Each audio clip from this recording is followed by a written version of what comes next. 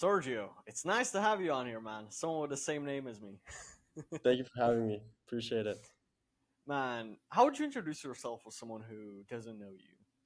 Yeah, first thing, obviously, Sergio Mendez, founder of Influx Media, CEO at PickPup. What I do is I help business owners make more money through paid advertising, help them scale their business. Started my business back in 2019, and then since then, just been learning, growing every day, just trying to be better. Mm. We're gonna get into all of that later, but I want to start from the beginning. What was your childhood like? Yeah, childhood, like we're going back like super young or like 10, 12, stuff like that, or like younger. Well, let's say from super young to like 15, etc. I think that at 15, childhood kind of ends and you're becoming kind of an adult or like getting closer to it, I think. Fantastic. Yeah, so younger. Let's go back to like ages like 6 to 8. Uh, my mom, we lived in Peru, and we would travel all over the world. Right, we would go to Argentina, Brazil. We were traveling a bunch. My mom had a really good like remote job, so it was super super chill. Um, that I gained a lot of experiences through that. Back in 2019, we're going a little bit now towards like the ages of like 10, 11. Business starts to slow down, and then Peru got a little dangerous. Latin American countries are getting a little bit Mm. hard to live in. So we moved to the United States. I lived here. I was born here. I lived here till the ages of 4. Moved to Peru and then moved back when I was about like 12 years old. Moved in September of 2019, shortly after COVID started, and basically my whole life I've been a kid where it's just like I've been really curious about how things work. So I've been the kind of person where if an electronic broke, like the Wi-Fi router broke, I would like put it apart just to see what was inside. I loved playing guitars. One of the first businesses I did when I was super young was fixing guitars for people. I would fix them, flip them sometimes. So that's kind of like my childhood was. I had a good amount of friends when I was younger. As I grew older, I lost a lot of my friends just because I don't know. I was a bit of a weird kid. All I would do is just kind of like Mm. I was always focused into cars. I always loved cars, engineering, stuff like that. So that's kind of like what my childhood would look like. What was like the biggest difference between like Peru and the US?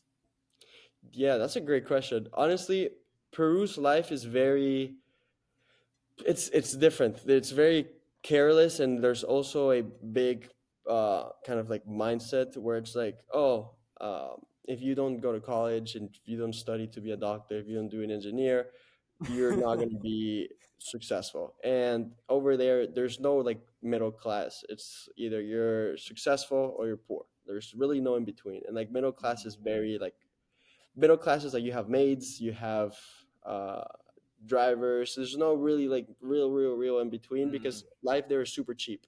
So if you have a business that's Yeah. doing like 6K a month, that's like a huge wage over there. Like that's really good.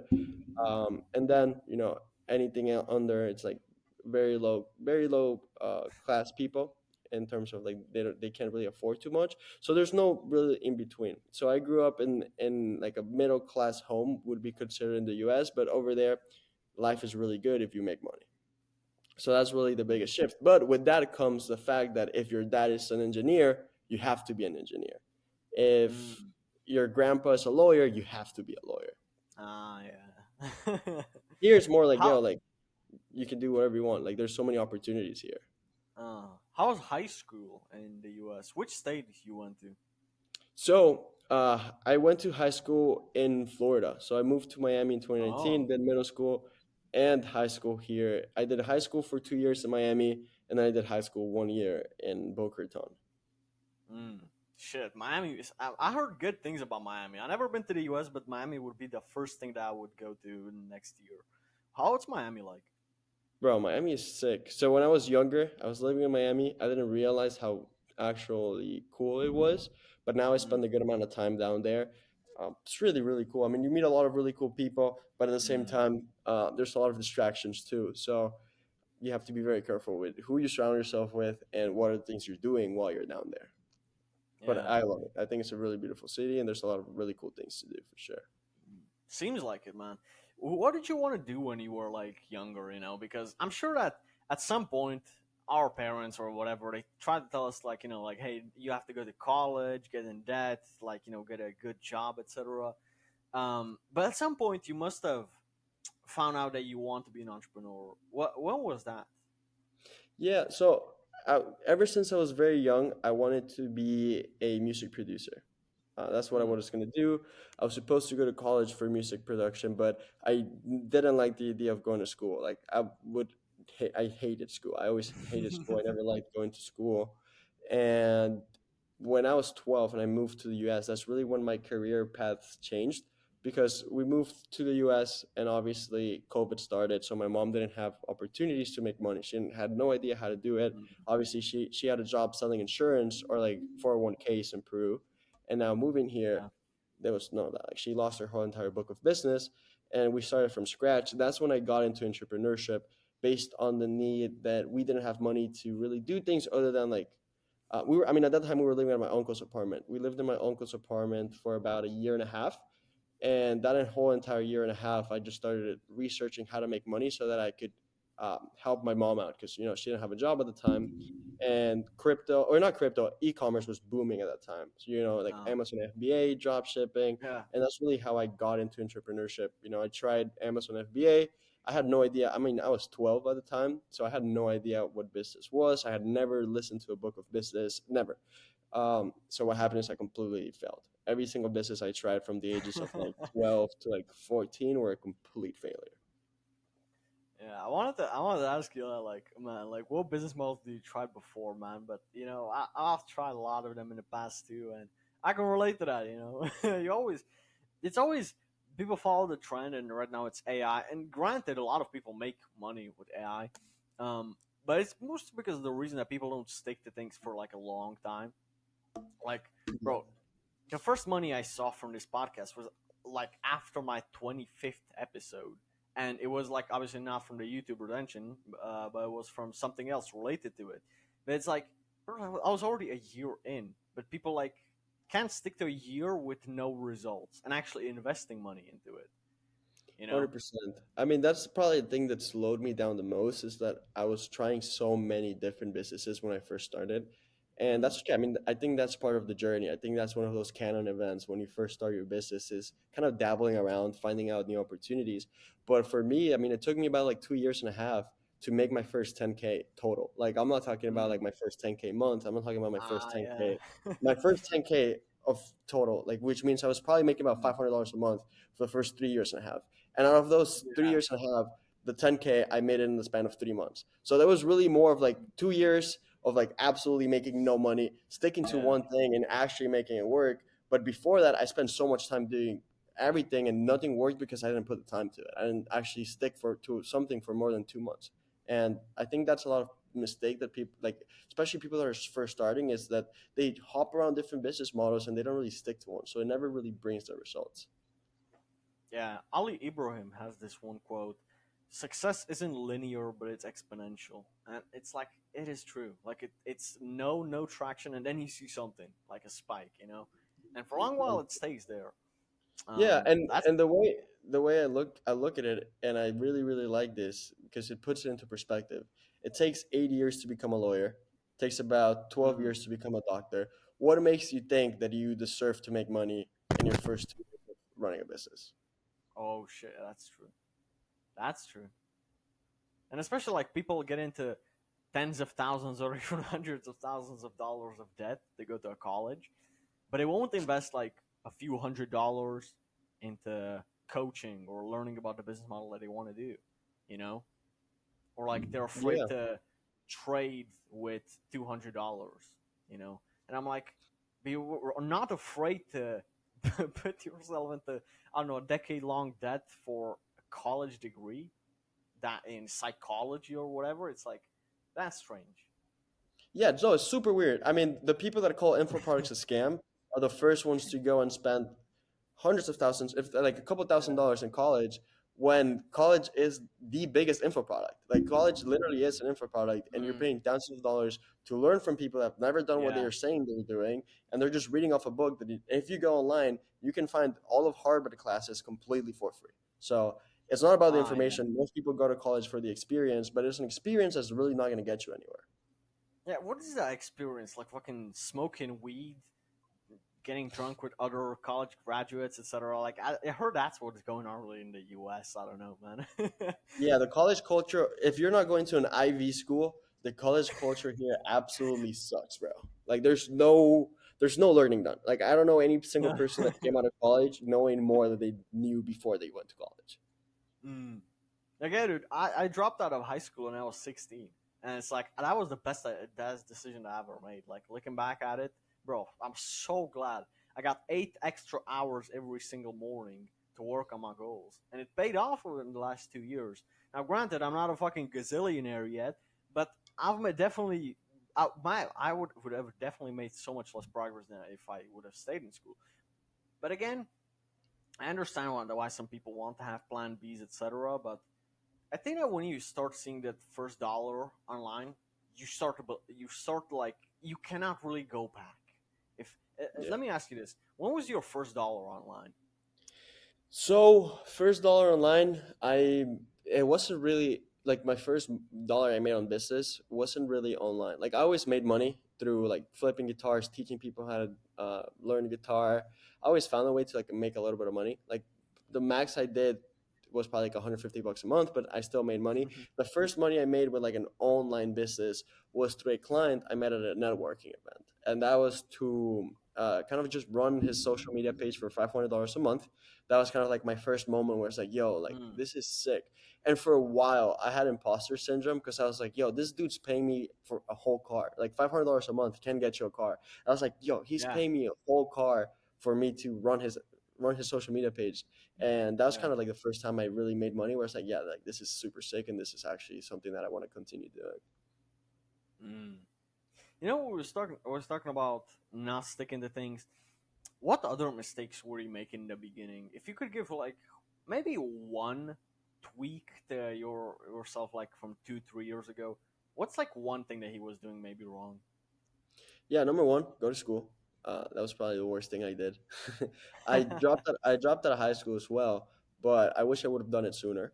Then Mm, another mistake I did is I was focusing too much on making money rather than learning and educating myself to become a person that can mm, actually make money, and then surrounding myself with the wrong people. Like I wasn't hanging out with people that were actually pushing me to do better. I was actually hanging out with a bunch of bums. And what happened is that I turned into a bum, and that actually delayed the way of the business growing by a lot. you know, but still, like we're both 18, but I feel like bro, I don't know if you get this feeling sometimes, but I get a feeling like I'm late because I see a 16-year-old making 50K a month, and I'm like, holy shit, dude. But then again, I speak to some 30-year-old entrepreneur, 30 or maybe millionaire, multimillionaire, and he says, dude, at 8, I didn't even start a business till I was like 22, and I'm like, I mean, yeah, there's like both of both worlds, but I think that it's more beneficial to think that okay, I should be working more than I should be easing off when you're not where you like to be. But how do you deal with the feeling of, or if you ever have had this feeling that shit, there are other people younger than me or my same age as me that are doing better than me? Yeah. Now, I mean, number one thing is, so there's actually three things that I like to touch on this. Number one is I do not compare myself to anybody anymore because it Mm, doesn't create anything beneficial. You got to understand that everybody's journey is completely different. And mm, I had friends that were doing like 10K a month when like a year ago or like 2 years ago. And I would look at them and be like, oh, like that's sick. Like you started your business 6 months ago. It took me like 2 years and a half or 3 years to get to 10K a month. And you're doing this 6 months into business. Like I felt like I was behind. mm, But now I look back and it's like I'm making so much more than these people. It's actually like the mm, compounding effect of actually learning a skill and becoming the best at it that's allowed me to make a lot more money than they're doing now. So it's also the fact of like not so much what am I behind, but it's like what am I doing so that I can make sure that my future looks the best. mm, And that's one. So the journey is completely different for everybody. Another one is that a lot of the people you see online, I'm close to a lot of these big influencers that you see on social media. They're posting that they make 100K a month. a lot of them are not really doing 100K a month. Like they are revenue, but like a lot of their take home is not 100K a month. Oh, A yeah. lot of a lot of the things they're doing are not how they seem on social media. So in Mm, reality, I maybe know I know more. I know like hundreds of people because in Miami everybody knows everybody. But I know a lot of people that say that they're crushing it and they're really not. And the ones that are mm, actually legitimate doing it are very, very, very small percentile. So in mm, terms of like if you really look at the actual numbers and where you currently are in business, if you're doing like 15 to 20K a month and you're under 25, you're ahead of like I would say 90% of people, even mm, like the ones you see online. It's really like the reality of it is not how it seems. mm. What's the main reason that people either slow down and they die, like, metaphorically, or they quit, like, completely? So that's a great question. I think, I mean, I've been around a lot of entrepreneurs. I mean, Florida is full of entrepreneurs. And what I Mm, usually see very, very common is number one, people think that success comes quicker than it actually does. So as soon as mm, they don't see that success is coming, they start doubting themselves and they start doubting that it actually is possible. So they don't take action. Or they stop doing it because they're like, this doesn't work. I don't want to do it anymore. I'm better off just working for somebody else as a high ticket closer and making a couple $1,000s a month. And then the second thing is why people slow down is because let's say you're young, let's say you're 20, right? And you're making a good amount of money. You've always wanted to get a Lambo. So you go buy a Lambo. mm. Let's say you've always wanted to have a high rise apartment in Miami and you buy the apartment in Miami. And you're doing like 30K a month, which is great, right? But then after you get all your stuff, after you buy all the materialistic stuff, they're not motivated by the right reasons. They're motivated by the wrong things. So once they achieve Mm, everything that they've set up as a goal, it's hard to push through that because they're comfortable. And for people to get uncomfortable is very, very difficult. mm. Interesting. So it's like the wrong motivations. Is Yeah, I think the wrong motivations have a lot to play in people's success. Like if you're working to make money, right? That's a super broad term. Like I just want to make more money. So a lot of people once they make a lot of money, they buy a Mercedes, they buy a Rolex, and they have the nice apartment, or they buy a Lambo, they have the nice apartment. They're not motivated anymore, and Mm, it's at the point where they kind of plateau because they don't really feel like working because they already have what they have and they're comfortable. So there's no more spirit of like growth. interesting. Did you ever like have a point where you wanted to slow down or quit? Yeah. So I got kind of to where the monetary goal I wanted to get to about, I would say like a year ago. And I went through a period of time where it's super weird because it's super like unconscious. Like you really don't realize it. But then I noticed that I spent more time like driving around with my friends, going to dinners and like just not working than the time I was actually working. And then the business took a little bit of a steep, and I was like, yo, like, what am I doing? Like, this is completely Mm. wrong. I have to change my path. And then I hopped back on my grind, and then the business started to scale again. So But then, I how catch do it, you find? I catch it very quick. Like a lot of people go through the Uh, cycle and they stay on it for like years, and they stay there forever. mm. So how do you balance, like, the enjoying the fruits of your labor, but also keep doing the thing that got you the thing in the first place? Yeah, so I believe heavily on plans. So I plan all my days and all my weeks in Uh, advance, where it's like, here's what I need to do, Me here's what too. has to be done. Yeah, that's good. So my strategy here, like my kind of like thing that's helped me actually enjoy life and actually be able to do what I want to do while actually growing the business. Number one is enjoying what I do. I love doing Mm, what I do. Like for me, anything that's not business right now is very, very boring. Like I cannot just sit there. Like I had tickets to Formula One yesterday or 2 days ago, and I didn't go because I mm, was like, bro, like I love Formula One, but like I enjoy working so much that if I go to Formula One after about an hour, I'm gonna get bored because I'm not working. mm, And I enjoy working so much that some other things seem so mundane now.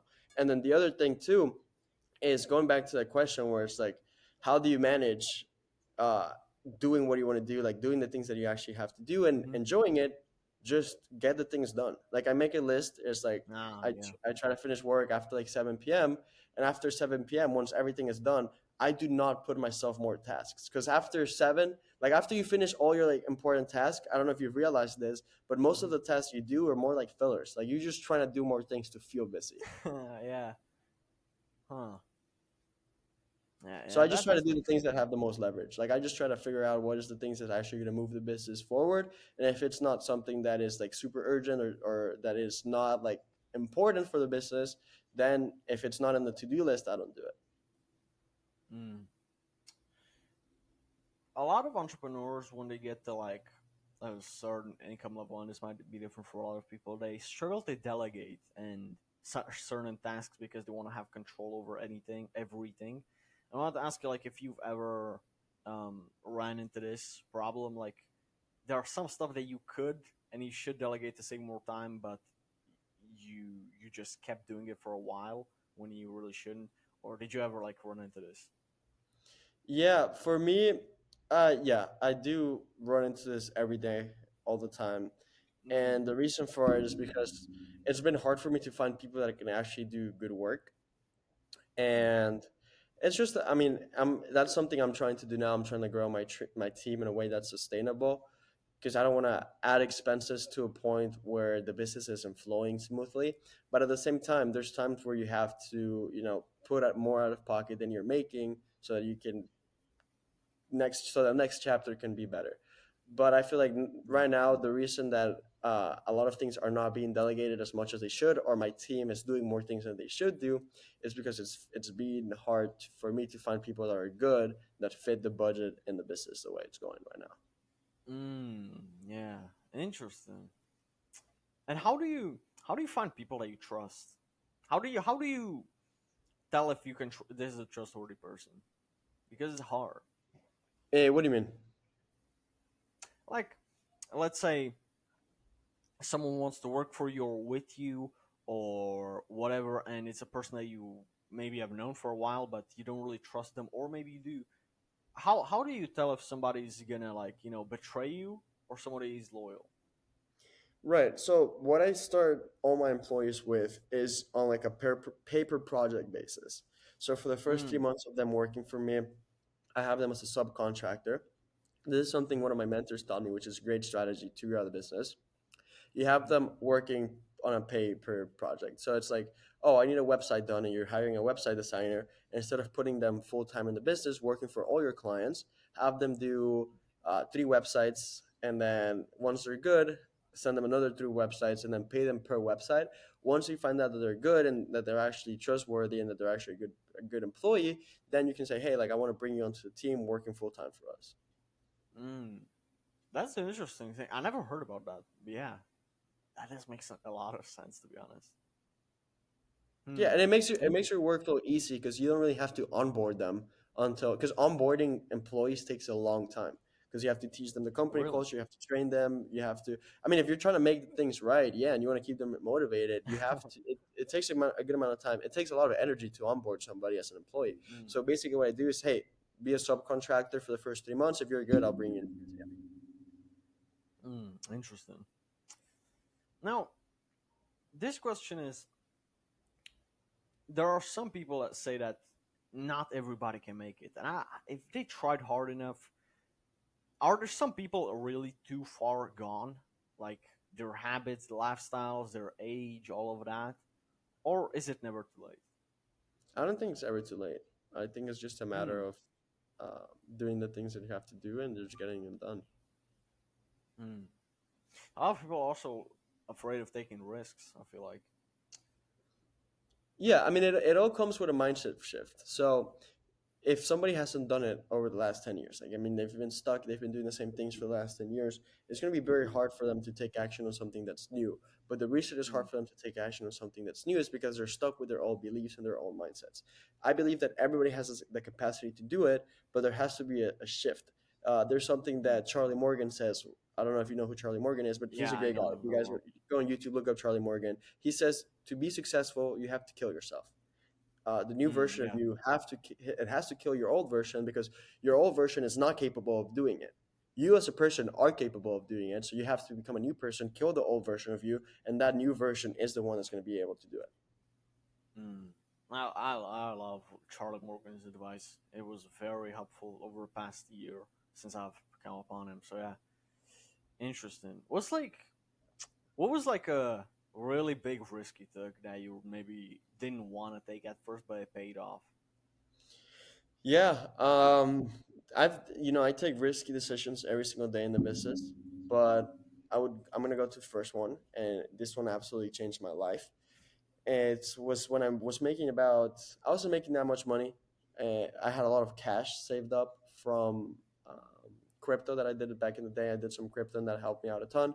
But it was at a time where I was restructuring my agency from a video agency to a kind of like a ads agency, and I wasn't really keen on spending money back in the day. Like I was very Mm, reserved because I had lost a lot of money spending money, and I was to the point where I wasn't sure to spend money, and I got pitched the opportunity to go to a mastermind mm, from Patrick Bet David, and then I took action mm. on it. I took the risk, which it seems silly now, but at the time I was like worried about it being a scam. Like I didn't want to like lose the money, so then I did it. I went to it, and it absolutely changed my life. I made a Yeah. return directly from it. Like I got a client that paid for the mastermind and more. Not only that, but I was able to learn from it and then skyrocket my business just from what I learned Mm. there and the connections I met. Yeah, man. PBD, I learned also a lot of value from that man as well, man. Yeah, no, Patrick with David is great. Like Patrick with David, Charlie Morgan. I would try to stick to people that are very organic. So people that make Mhm. content that is more like value driven, more than sales oriented. Like if you look at a lot of this like course sellers like Iman Gatsi or like people that make like content that actually like quote unquote provides value is very superficial. It's very like low level value because at the end of the day, all of their videos are via sales. Like you need to find people that aren't looking to sell you something to their content, but actually use the content as a leverage to build trust. And then if they're using content to build trust, that's how you know that's a good content creator to watch. Mm, yeah.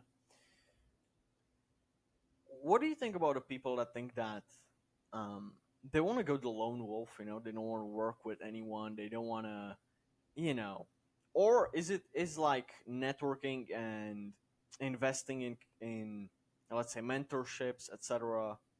Is that the better way? Or what do you think about the people that try to do everything by themselves, learn everything themselves, and think that they don't need anyone to learn from? So I think you can be very successful doing that. I don't think that's like a factor that's not going to make you successful, but Mm, it is going to take you longer.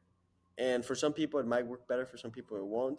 But I can guarantee you that if you spend time surrounding yourself with people that are ahead of you, if you surround yourself with people that actually know more than what you know, you're going to learn a lot more from them than you going and trial and error. Like meeting people that have done what mm, you've done is going to save you a lot of time because you're going to learn from their mistakes and what they're doing right. Like one of the first few funnels I did that crushed it, I learned it directly from a friend and I just copied his funnel. He explained to me how to do it. And then I made a couple $1,000 from that funnel and I didn't have to try it. I didn't have to waste money on ads testing it. I didn't have to yeah. come up with the offer. I just he just told me and I adapted it for my clients and I just run it. So if didn't have that connection, if I didn't know him and I wasn't spending time with that person, it would have taken me a lot longer to figure out how that funnel actually worked. Mm. What's the key to long term success? Like maintaining it, because a lot of people make a good amount of money, but then again, as we spoke about earlier, they slow down and then they die metaphorically. What's like the key to sustaining it and sustaining growth? Because a lot of people also get stuck at a certain level. Yeah, I would say be very data driven. Like, don't be emotionally driven. Be very, very data driven. And number two, pay your taxes because Mm, taxes force you to invest in your business. Because if you don't invest in your business, you're going to have to pay a shit ton of taxes. So, actually, let me rephrase that. Try to pay the least amount of taxes possible because by doing that, you're going to be forced to invest in your business because you need those tax write offs. So, you might take mm, risks that you really didn't want to take, but if your goal is to not pay taxes, you're going to do it because it's going to help you mm, not pay taxes. So that's something that helped me mm, out a ton last year. Whereas like there's a lot of expenses that were high for the business and that they really didn't make sense, but avoiding taxes made it make sense. Like it was like mm, if this doesn't work out, worst case scenario, I pay less taxes. Mm. Yeah, that's an interesting way to look at Yeah, I mean, it. at the end of the day, it's just investing in your business. Mm. What's the what's the key to retaining a customer? Because a lot of people struggle with keeping a customer long term. You know, um, how do you make sure you keep a customer coming back? Over promise, or sorry, under promise, over deliver. Ah, yeah. Holy If shit, you yeah. under promise and you over deliver, you're gonna crush it. And that's because even if you don't get them the results that they were looking for, if you're constantly trying to help them get to where they want to be and setting expectations to a point where it actually is achievable, the client is going to be very, very happy. And if I tell you, hey, I'm going to help you get 10 podcast guests by the end of the month, and I get you three, you're going to be upset. You're going to be like, bro, you told me it was 10, Mm. and you're going to not work with me. But if I tell you, hey, I'm going to get you two people by the end of the month with your podcast, and I end up getting you five people, or even I end up getting you three, you're going to be a lot happier because the promise I gave you was lower. I over exceeded it, and now you're willing to work with me for longer. Mm. Yeah. That's a really good example. Although, like, yeah, even number 10 is low, but I know I get it, the concept. Yeah, absolutely. That does make a lot of sense. A lot of people say they can do more, and then more than they can actually do, and then they don't end up delivering on the promise, man. And I'm not gonna lie, So, I made this mistake too in the past as well, man. oh, I have And I two, had to bro. Everybody has. I mean, it's part of the learning process. And the perfect example I'll give you is I'll ask you a question, right? Let's say this is kind of what my sales process looks like. I'll be like, Sergio, how many big podcast guests are you getting? Like, how many people like Patrick Bet David? How many people like Tony Robbins? Like, how many big players are you getting on your podcast every single month? And then you answer the question. Let's say you Mm, tell me I get three of those guys a month, right? Let's say my agency is an agency that helps you get guests. You're like, okay, I get three of those guys a month. I'm like, okay, Sergio, here's what I can do for you. I'm going to help you get five of those members, five of those guests more than what you're getting right now, or three more guests at the end of the month. And if you don't do it, you don't have to pay me. That's kind of like what we do. So we try to find out where they are and we try to get them a little more. Even if it's two or mm, three, like it would make sense because right now you're only getting three. So if I get you three more, that doubled your podcast engagement, that basically doubling your business, yeah. right? And I am only able to get you five, let's say, right? That Hmm. right there is already more than what you were getting by yourself. So that right there is already a higher perceived value.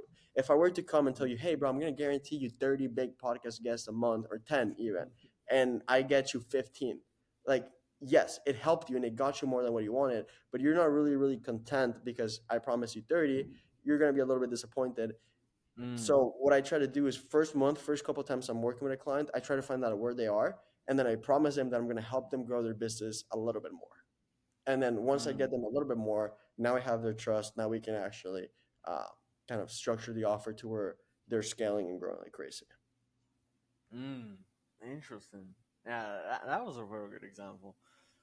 How do you how do you deal with hate? Either that's online or in a real person, like maybe like some old friends, some family members, even saying that what you were doing is bullshit. Obviously, when you start showing results, obviously that really even though that can happen, they're like ask like, "What was your little business doing?" or they said you got lucky or whatever. Did you ever get it without that, or online or offline? So offline, I don't really surround myself with people that have mindsets that are different than me. So as soon as whether they're family, whether they're uh, friends, if they're Mm-hmm. not really in the same mindset of me, they haven't been part of my life for a couple of years now. And in terms of online, like I don't really care. Like everybody's poor, and that's the reason they're commenting. So I don't get affected by it. But in person, it can be challenging, especially if you love people. But I value myself more than I value relationships with other people. So I rather just kind of like cut people off instead of like dealing with their negative mindset. Mm. Especially, I hate it when people try to make fun of you for doing something good. Like for example, in high school, dude, for the first time I saw my six pack, so I was looking in the mirror at it in PE class, and he says, "Oh look, the pretty boy." I'm like, dude, I worked for this six pack for the past 2 years. I'm like, motherfucker, I kind of deserve it, you know. It's like Exactly. people will. Yeah, people will shame you for doing the best for yourself. I'm not even trying to. I wasn't even trying to brag it to them. I was just pushing my own progress. But this goes into a lot of other aspects, yeah. And online, man, if somebody doesn't have a profile picture, if someone doesn't have like is an anonymous. I don't even read the comment, to be honest. It's like it doesn't have any value. It isn't kind of even like a real person at that point. Yeah, no, I mean the in-person hate only comes from people that are insecure, and there's nothing to hate about what you're doing. So the reason they're hating is because they don't have what you have. Like I get this all the time. People from my school call me with anonymous numbers, and then they uh, just start like they call me and they're like they started like, "Hey, is this Sergio? I was looking for ads." And then usually like all the time I'm with like two of my really close friends. Like 90% of the time we all dropped out of the same school, and they're always like saying like funny things. We find it so funny and we keep the play going all the time. Like I had a guy call me like with a gay voice, and he was like, "I'm looking to work for Influx Media," and I took it so seriously as a joke because I knew it was a joke, and I just ran him down the whole entire framework. And I was telling him, it's like, yeah, so we do social media advertising. We can, your job is going to be selling influencer packages. Like you're going to be working directly with Mr. Beast, and you're going to be closing $2-3 million per video that you get. You're going to get a 20% commission. Like I was telling them that as a joke. And then at the end, they were like, "Great. So how do I get started?" I was like, "Listen, man. Unfortunately, we don't work with gay people, so you can just get off the phone." And then I asked them, "Are you straight? Because you sound a little gay." And then they were like, "What do you mean?" They started getting like oppressed as a joke, and I was like, "We don't work with gay people. I'm so sorry about that." I just hung up the phone. bro, that's a really good way to handle it. To be honest, holy shit. No, bro, we have fun with the haters, bro. Like the other time, I was driving my car by A1A. It's a road here in Florida, and then this fat guy, old guy, was like complaining because my car was too loud, and he was like, like da da da, whatever, like driving daddy's car. Mm, I was like, bro, like you're. I parked and I said, say something. Like I pulled up, I parked in front of him, and I said, say something. mm, And he was like all shy about it, and he started walking away, and I just floored it past him, just pa, pa, pa, pa, pa, raving my shit. Like, bro, I don't care. I find it hilarious when people hate on me. yeah, holy shit. What car do you have? I have a BMW G20, but it's fully modded. Like I have Oh intakes, I shit. have Y pipe in the back, so it's Mm, ridiculously loud. yeah, holy shit, dude. Man, I want to ask you a question related to this. Do you like ever like get used to the either the cars, like the Rolex feels like a Casio. I heard, dude, fucking better cities like Miami feel like do you ever get used to this, or do you like still like think to yourself like, holy shit, this is so cool, or do you actually get used to it and you're just numb to it Yeah, over no, time? I mean, most of my time is like 99% of the time I'm working now, and I really enjoy it. Like I don't do things that I don't enjoy. Like a lot of people do things just because other rich people do it. Like they'll go to an expensive restaurant because other people are doing it. But Mm. if I go out to a restaurant, it's because I genuinely enjoy being at the restaurant. So I'm very, very happy with the things I'm doing. I don't really do things to, like, a lot of people do things to live other people's dreams. Like a lot of people buy cars because it's other people's dreams. Like they don't really want the car. Oh. So it's like, oh my God, like I'm getting a Lambo because other people want to see me on a Lambo. Like if I love cars since I was a little kid, so the reason I have my specific car is because I love my specific car, regardless of what other people think. So driving my car makes me very happy. Mm. I buy the watches I buy because it makes me very, very happy. I hang out with the people I hang out with because they make me Mm. very, very happy. So every time I do something, and yeah, it gets to a point where it's like, yeah, like normal life. Like I don't like, it's like, Yeah. yeah, like I'm doing the cool stuff. But if I stop and think about it for a second, it's like, yo, like this is super dope. Like 5 years ago, like this is everything I wanted, and now I'm living it. So Yeah. um, it does kind of get normal. Not saying that I'm like, oh my God, this sucks, or like this is like whatever. Like I'm super grateful for it. I'm very, very happy.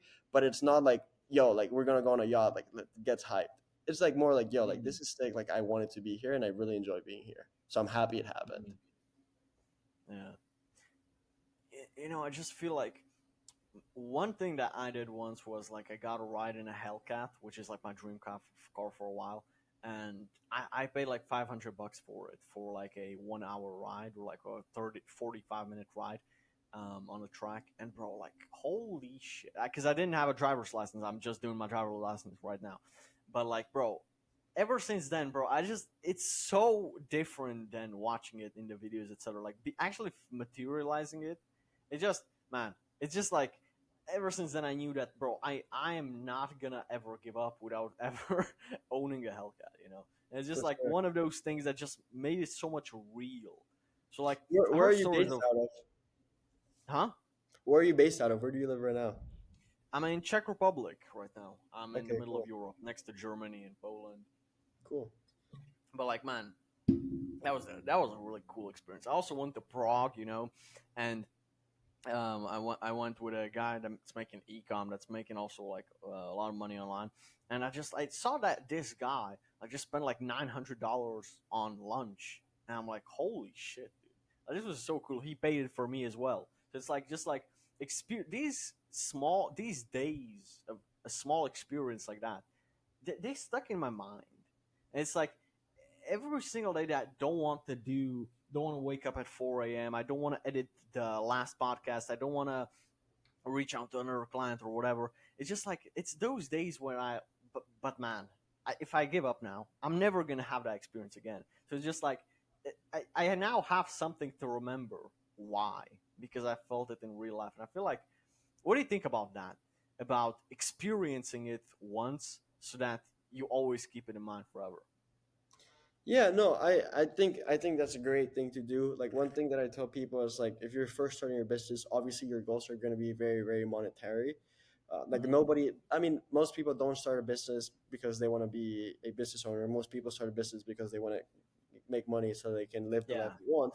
So what I tell them is like the first couple $1,000s you make, invest them in your business, and once you have cash flow, put aside some money every single month so that in 3 months, 4 months, you can get a little taste of what you want to do. Whether that is traveling, Mhm. whether that is driving a supercar, whatever it is that you want, like whatever your goal is monetary, put some Yeah. money aside. Don't I would do not spend your money on it. Like don't waste money that you're not ready to spend on it. But put Hmm. some money aside. Rent a Lambo. Go to your dream vacation spot and live it, and then you're like, damn, like this is where I want to live. I'm gonna work every single day so I can live there. So yeah, you experience it as a tourist, you experience it for a week, and now you want to make Yeah. that your lifestyle. There's It's very hard to be non-motivated after that. Yeah.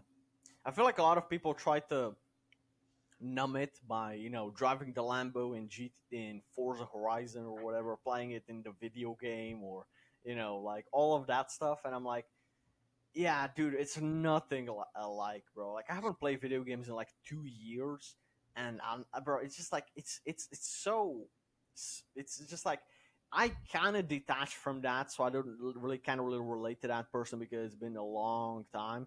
But I was a video game addict in my childhood, and it's only when I dropped out of high school that I started taking it seriously. And it's like so many people say progressive deload with every bad habit.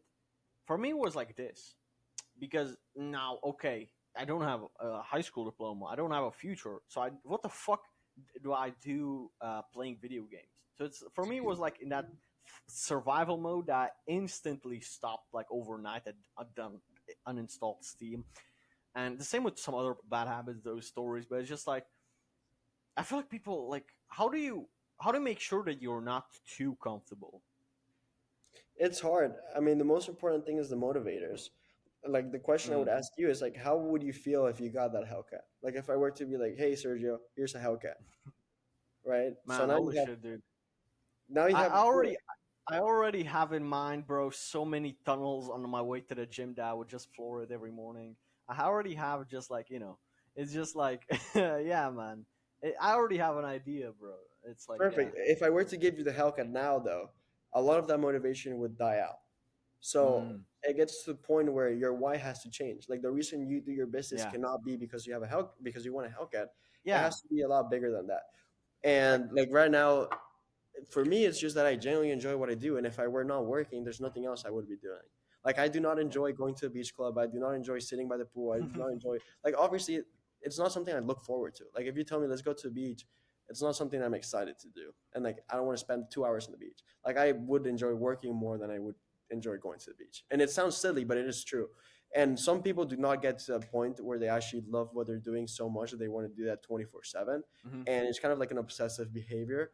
And yeah, you have to find why you want to do it. Like for me, it's the fact yeah, that I just want to scale my business to like I don't even care about how much money it makes. I just want to scale it to have the most amount of clients and the most amount of employees, and I really enjoy doing it. And the more clients I have, the more employees I have, the more excited I get to do it.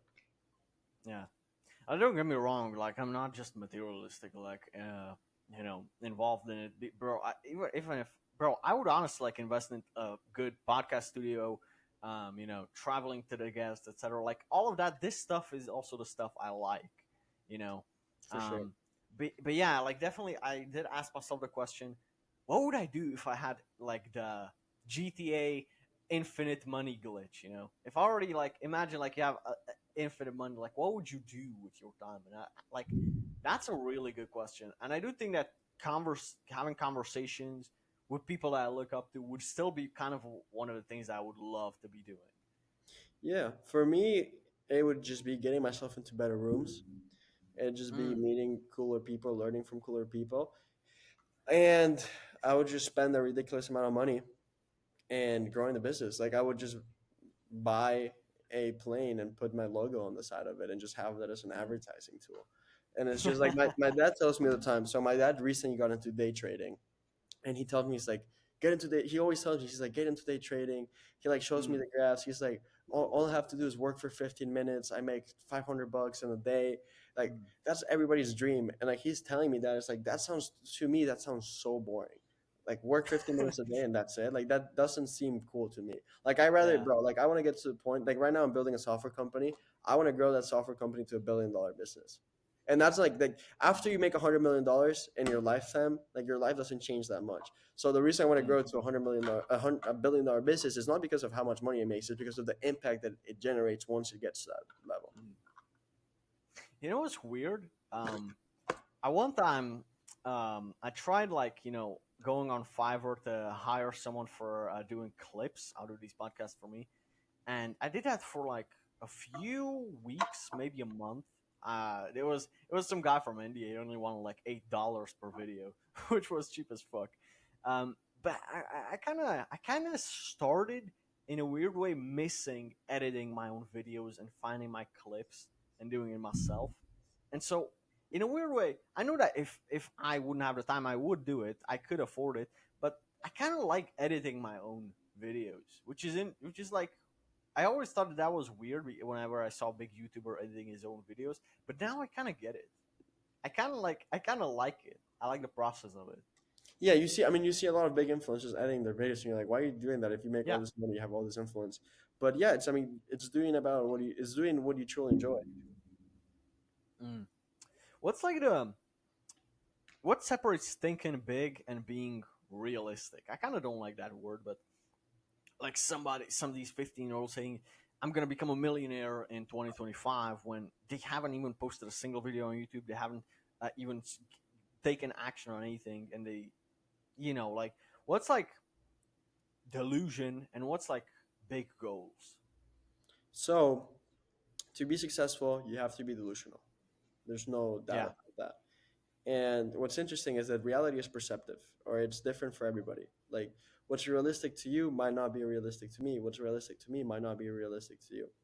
So I Hmm. think the concept of realistic is based on somebody's belief, because you shape your own reality, and you're the one that makes the decisions for your life. You're the one that directs the course of where you want to go.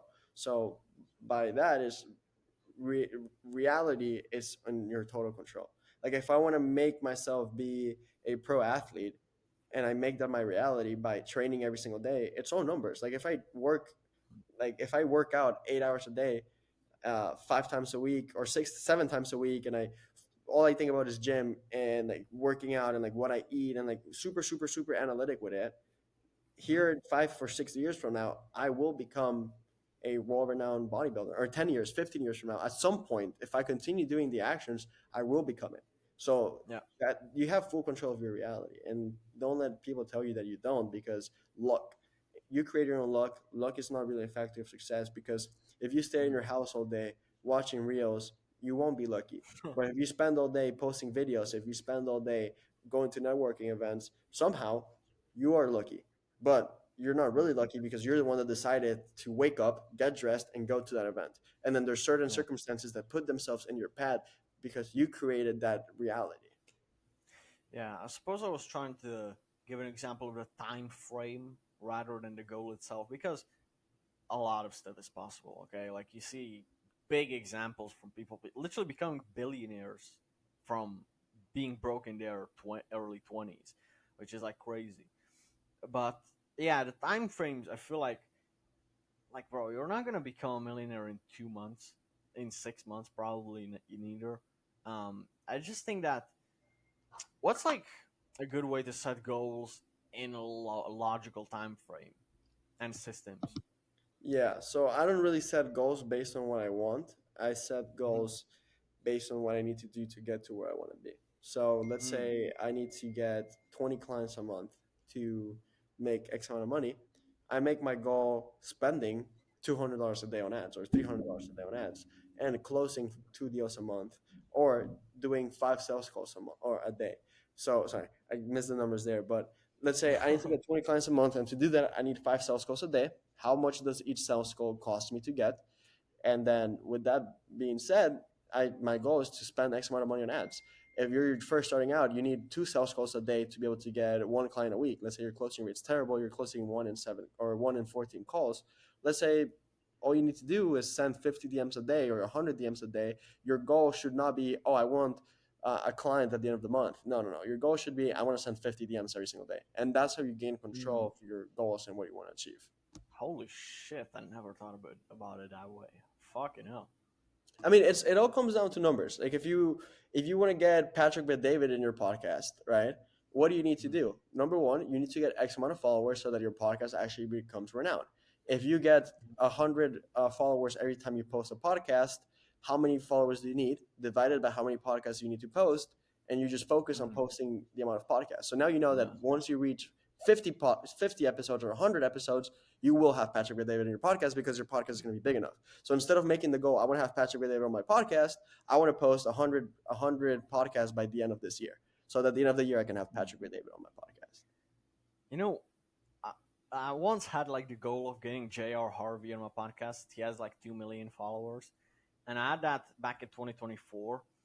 And in I believe in January or February of this year, at the beginning, I think it was actually February, I got him on the podcast. But Amazing. that came from I had a different like tactic. I went through who he follows, and I saw if there's someone who I actually am interested in.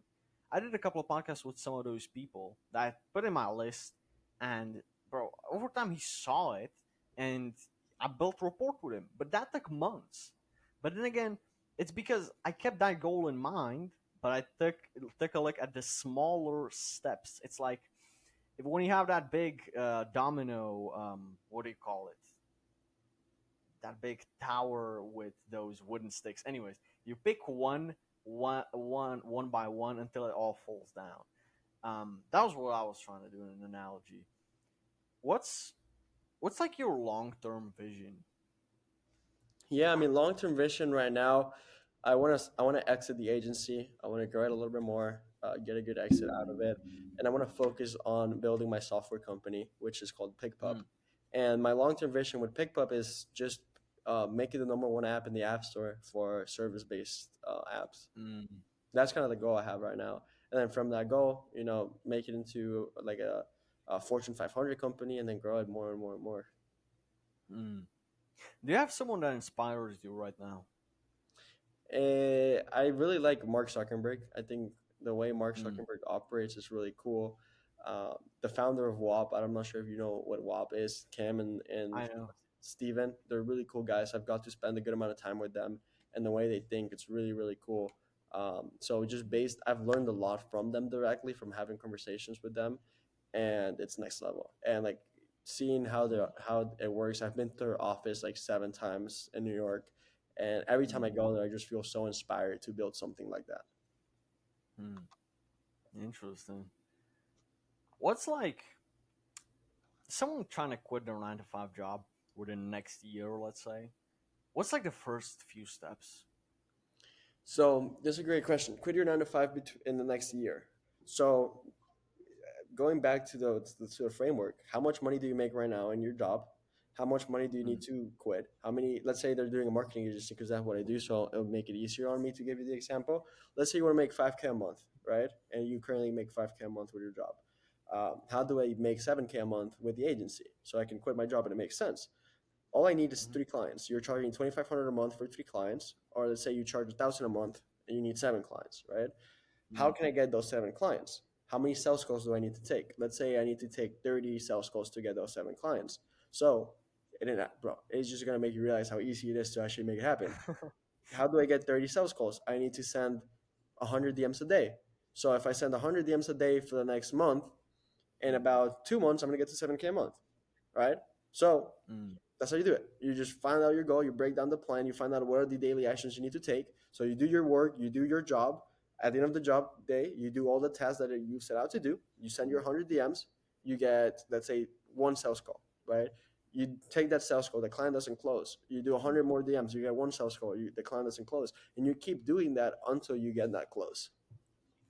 Holy shit, dude! You literally uh, break down every limiting belief or excuse that people could throw at you. Yeah, no, 100%. Like, if you want to grow your podcast, what do you need to do? Just do more outreach. Yeah, absolutely, and yeah, that's pretty much it. And like distribute the content. That's really it. Yeah, I mean, the same way you got your dream guest in the podcast was by Yeah, you found out what is it that you need to do. You broke it down into finding out yeah, who do I have that's close with them, build the report. Once the report's built, you bring them on the podcast. Now you have the framework, do that again with the next guest. And your yeah. goal should be like doing that every single day. Mm. Yeah. Like for example, you know who Hamza is, right? Yeah, of course. Yeah, so right now I'm in the process of scheduling a podcast with his coach James Whitening, right? And he's a cool guy, bro. He's a really good kickboxer, and just like I'm interested in the person. I would never do a podcast with someone I don't actually like watch for a few months, and I don't actually like kind of care about their story, etc. Because I just feel like that's just inauthentic. But yeah, man, you mentioned sales calls. How do you get good at sales? That's a great question as well. That's really good. So Hormozy has, I love what Hormozy says this. He says that he never took a sales class. He took the unscalable coaching lessons or the unscalable sales course. And you're like, what does this mean? Right? And you're like, so many businesses are like, oh, I need to scale this. I need to scale that. I need to do this. I need to outsource this. And the way he grew his business is by doing 4,000 sales calls by himself for 8 hours a day straight for the first 3 years of his business. All he would do is spend Mm, hours and hours closing deals. Why? And that's why he calls it the unscalable sales program or the unscalable sales coaching is actually doing the things that you want to learn, taking the time to doing them yourself and learning from it. So if you want to become good at mm, sales, just do a bunch of sales calls. And then the first one is going to suck. The mm, second one's going to be a little bit better. The third one's going to be a little bit better. And it's going to be like, I tried, I failed, I tried, I failed, I tried, I failed, I tried, I failed, I tried, I failed, I mm, tried, I succeeded.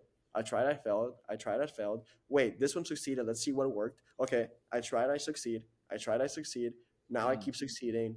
Damn, I became good at sales. It's kind of like cold approach or first dates with girls. Kind of like the same thing. You get better with the more time you fuck up and embarrass yourself, but you learn. 100%. 100%, bro. Like, that's the only way to do it. And you only learn how to do things at a high level by, number one, being around people that are doing it at a high level. And number two, by actually doing it yourself. Yeah. Let's get into some rapid fire questions before we wrap up. For sure. Go ahead. Ready? I'm ready.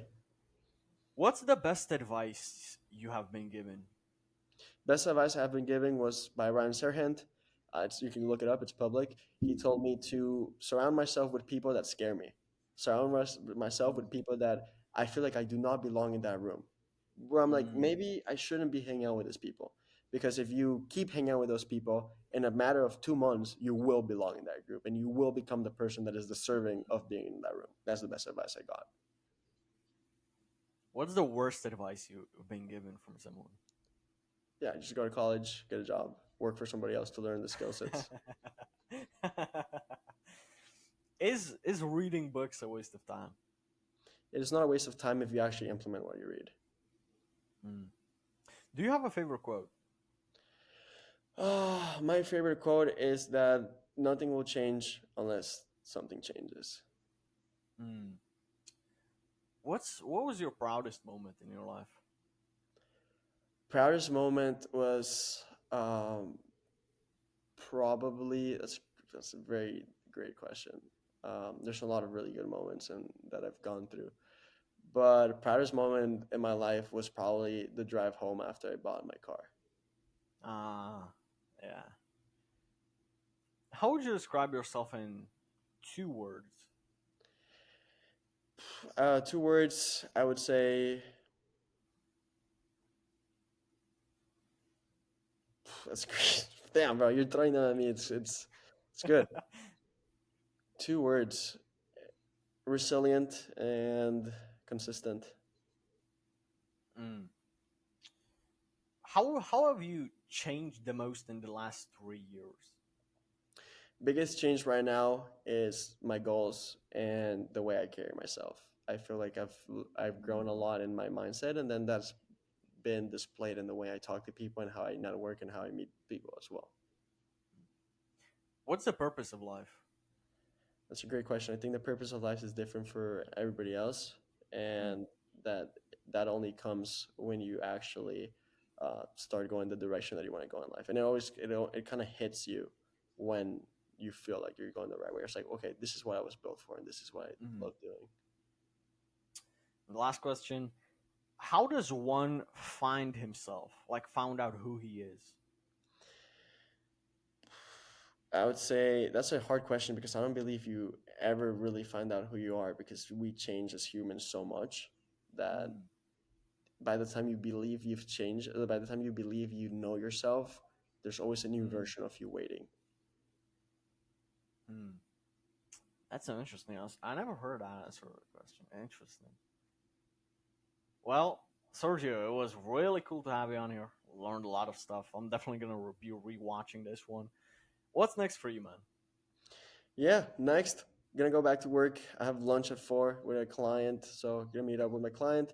Long term, I'm just messing with you. Long term goal, uh, my goal is to become one of the greatest entrepreneurs of all time. Mm. Where can people find you?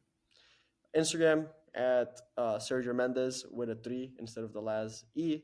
And then my email, Sergio Mendez or Sergio at influxmedia.agency. Just like you have it on the Mm. shirt right here. Yeah. Guys, thanks a lot for watching till the end, and God bless y'all. Catch you on the next one. Thank you for having me, man. Take care.